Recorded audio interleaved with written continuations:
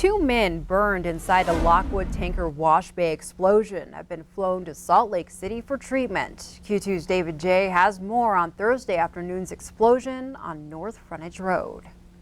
The Lockwood Fire Department responded to an explosion and fire in the Polar Service Center's tank wash building. There was an attempt to either remove some fuel so they could clean the tanks, and we're going to assume at this point, we can't confirm it yet, that either one of the motors from the pump or something inside, maybe static, ignited the vapors from the gasoline and we had an explosion. As soon as they arrived, firefighters quickly helped rescue the two workers involved in the explosion. They both received burns. One is a little more extensive than the other. We believe their ages to be 41 and 23. We're still waiting to hear whether they're significant enough to be transported to one of the burn centers in either Salt Lake or Denver. That was the first order of business, get the two individuals, get them loaded in an ambulance. We want to thank AMR for coming to our aid there. And then they started fighting the fire. The Lockwood Fire Department ventilated the wash bay, and the Billings Fire Department and the regional hazmat team found safe levels in the air and still had to determine what chemicals were in the building. Because of the types of products they do in there, use in there, these tankers carry everything from hazardous materials to fuels and so on. We had to call the Billings regional hazmat team to determine what those products were, how they infect the environment, whether we can put water on them, whether they're safe for the people in the community of Lockwood. So that becomes the secondary part after the rescue's done and the fire's put out. And the chief says Polar has a tank to collect the contaminated water. David J., MTN News, Lockwood.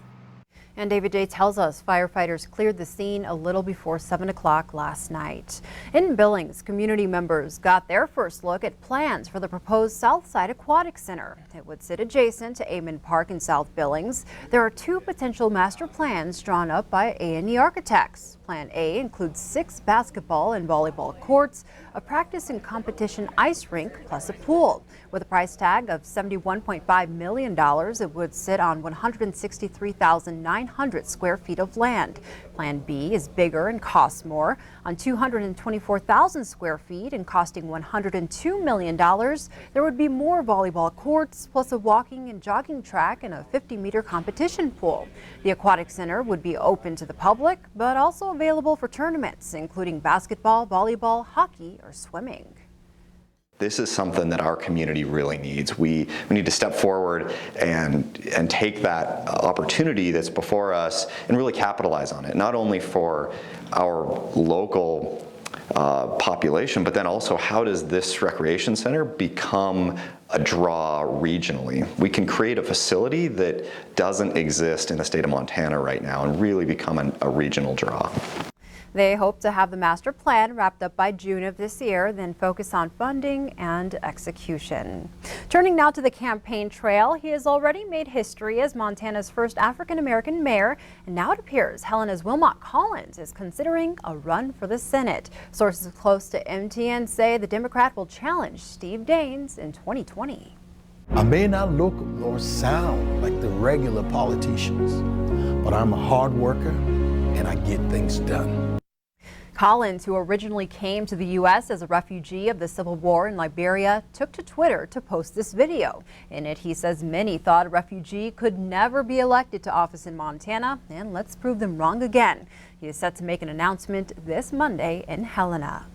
The Montana Department of Commerce is warning citizens about a fake census survey showing up in the mailbox. The survey, called the 2019 Congressional District Census, comes from the Republican National Committee and asks for a minimum $15 processing fee. The U.S. Census Bureau will never ask for money.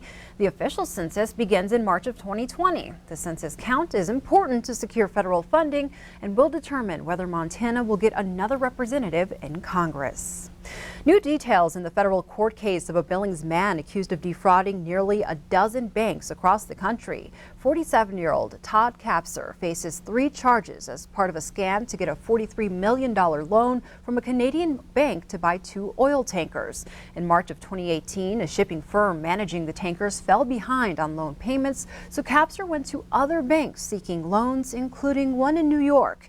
He is accused of using fake balance sheets as collateral. Kapser appeared in court court Thursday for a detention hearing, but waived his right and will have the hearing in the Southern District of New York instead. Capser was a prominent member of the Billings community, serving as a Conrad Burns staffer and trustee at St. Vincent Healthcare. He was arrested Wednesday on a warrant and is currently in the custody of U.S. Marshals. The woman who allegedly struck a pedestrian in downtown Billings this week now faces her 5th DUI charge. 49-year-old Lauren Sita Shotgun is accused of driving the Ford Explorer that struck a woman on North 27th Street and 2nd Avenue North on Tuesday night. A blood sample taken after the accident shows Shotgun had a blood alcohol content level of .308. That's nearly 4 times the legal limit. Shotgun faces 3 felony charges, including her 5th DUI for this latest incident, and could spend up to 10 years in prison. There's no word on the condition of the injured pedestrian. Governor Steve Bullock has signed one of the biggest bills of 2019, the continuation of Medicaid expansion, along with several other health bills. Medicaid expansion will bring $1.4 billion of federal money to the state over the next 2 years and cover an estimated 90,000 people. The state treasury's net share of the cost will be a mere $16 million. Also signed by Bullock on Thursday, a bill to fund suicide prevention efforts with a special emphasis on military veterans, and a community health aid bill will establish programs on Montana's Indian reservations. The governor also vetoed a significant health care measure meant to lower prescription drug costs. Bullock said the bill could lead to higher drug prices for customers of smaller health insurers and reduce choices for consumers.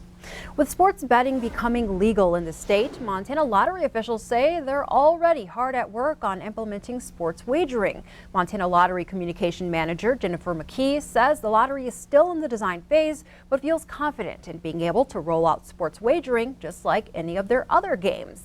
The lottery will run a Montana sports book similar to wagering currently done in other states, but details have not been finalized. Retailers that want to offer sports wagering will need to get a separate license to offer the service, and wagering will only be available inside a licensed location.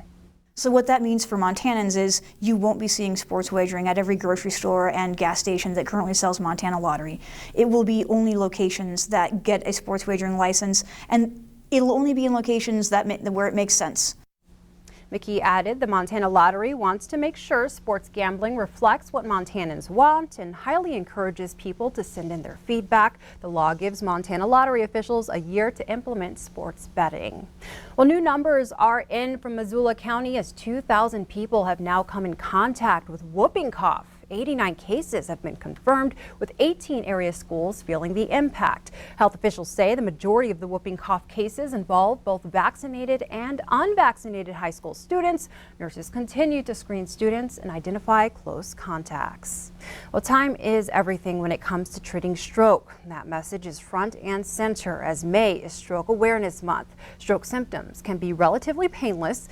If you randomly experience loss of balance, trouble with vision, facial droop, or feeling in one arm and one side of your body, you need to see a doctor right away. Stroke is now the #5 cause of death in the U.S., but it's #1 cause of disability, which is why getting to the emergency room as quick as you can saves much more than just your life.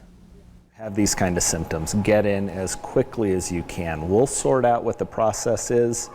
However your symptoms transpire after the start, getting here in time, being with us as we figure out what is going on is your best chance to have a good outcome if it does turn out to be a stroke. Maintaining low blood pressure, a good body weight, diet, and exercise can help reduce your chance of stroke.